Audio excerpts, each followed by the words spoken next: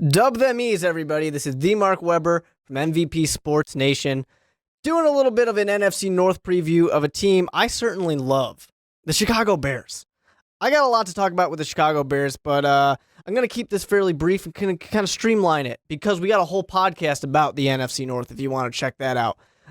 So go do that. There's a little thing. It's right there, so just click on it. It's really that easy. So let's talk about the Chicago Bears. Some great draft pickups. Kevin White replacing Brandon Marshall, who's gone. Eddie Goldman, that's the defensive tackle, the rock that we really need in this new 3-4 defense. But of course, we also got some help in the run game for possibly replacing Matt Forte in the future. Some help on defense, on the offensive line, kind of mixing it up a little bit on some of those fill-in positions. Not any day one starters, probably not too many starters anyways. But at least we have some options and some depth on this roster, which really didn't have any for a while. So we got to talk about last season. 5-11. Are the Chicago Bears going to continue being a losing team, or is it going to be turned around with John Fox, Adam Gase, Vic Fangio leading this team? Are they going to get the most out of this team and this kind of half good, half bad roster that's going on? I want to talk about the schedule, though, right now, because that's what's important. That's what we care about. So, Packers, to start the season, I'm sorry, but that's probably a loss.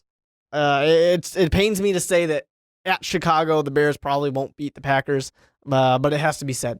The one thing I will say, the Chicago Bears had the opportunity to surprise the Packers in this game. I don't think they're going to win, but they can definitely scare Packers fans and make this game at least closer than people think it's going to be. Closer than a Chicago Bears-Packers game has been in a long time. But moving on, of course, playing the Seahawks, playing the Cardinals as well. That's in reverse order. I don't think either one of those games are very winnable. The Cardinals game, maybe. There's a possibility. Carson Palmer, who knows if this guy's going to play football out there. He gets hurt quite a bit. But even then, that Arizona Cardinals defense is pretty scary. It really is. And I don't think that even though we got Kevin White, Eddie Royal out there now, Martellus Bennett, Matt Forte, Jay Cutler, Alshon Jeffries out there as well, I still think that Cardinals defense is going to be able to stop the Chicago Bears offense. So that's not really a super winnable game. Seahawks, don't even need to talk about it. Chicago Bears are losing it. Raiders, though, another game we probably don't need to talk about it because the Chicago Bears are going to actually win a game. It's going to be great. Everybody's excited in Chicago. The Chiefs, I think this is a winnable game as well. It's not a sure thing by any stretch of the imagination, but they can actually win that game.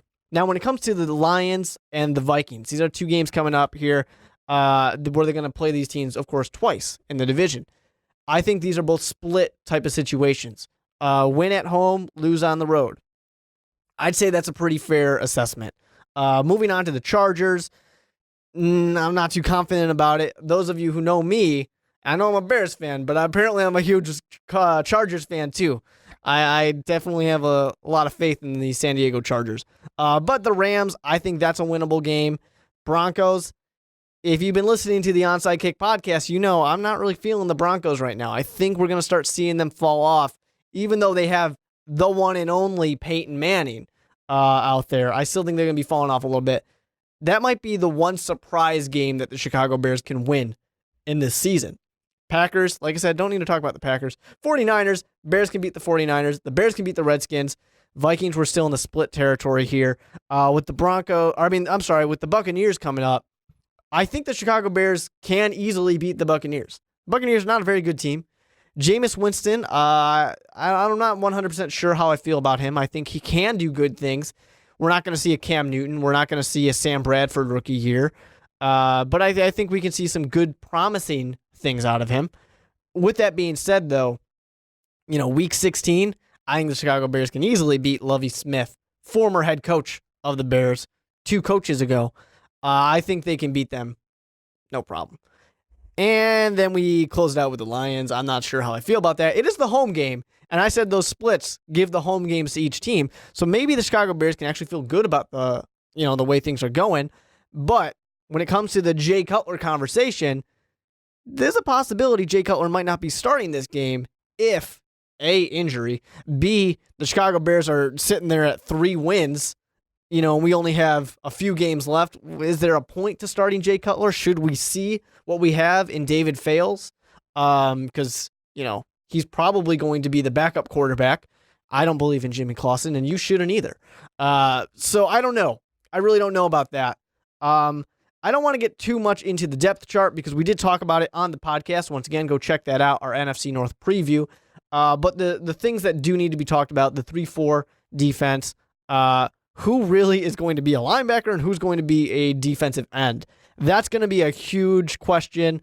That's going to be switching around a lot. I think we're not going to have a definite answer on who plays what position when it comes to outside linebackers and defensive ends, probably until week 1 starts. And even then, I think we're going to see some switching around a little bit. So don't get too comfortable if you're looking at that Chicago Bears defensive roster, because I don't think there's too much to be comfortable about.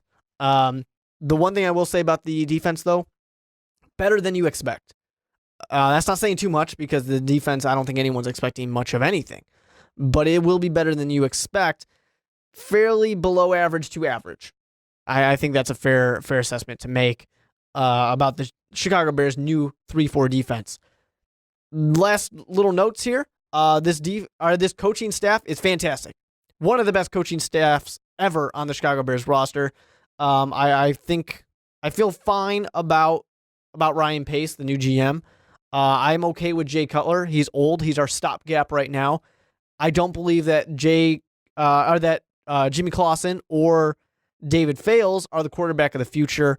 So I think next season is when we start to see search for quarterback of the future. So those of you Chicago Bears fans who are not happy about Jay Cutler's existence and you don't like his face, I'm sorry, but you're going to be seeing his face for 2, maybe 3 seasons more. Chicago Bears, best case scenario, 5 wins. Worst case scenario, probably 3 wins. I don't think this is a team in turnaround. They're trying to turn around the wrongs that they've had. It's going to take a little bit to adapt. I think towards the end of the season, we're going to see some things we're happy about. But it's going to be an interesting season, a little bit of a longer road than some of us are hoping for. But if you are a Chicago Bears fan like me, stick with it. It's going to be all right. We're going to get through it, and things are getting better. We can see a light. It's very, very dim. The end of the tunnel is not too close to us, but it's there. We know it's there. Now go check out our podcast, The Onside Kick, our NFC preview, or any of our other previews. We're doing these previews every week leading up to around the start of the season. Of course, you can go follow me on Twitter at @TheMarkWeber or at Most Valuable Pod. Check us out so you know everything that's going on, so you know when we have the Primetime podcast up, when we have videos up, everything that we got going on. Check all that out. And don't forget, patreon.com/mostvaluablepodcasts if you want to help support us financially. With all that being said, go Bears. Can't wait for football season. Don't forget that we started a Patreon page. Go to patreon.com/mostvaluablepodcasts to check out all of our reward options. Remember, you can still get our content for free by subscribing to our YouTube page. But if you want to support us financially, now you can be rewarded for doing so. The link's in the description. What are you waiting for?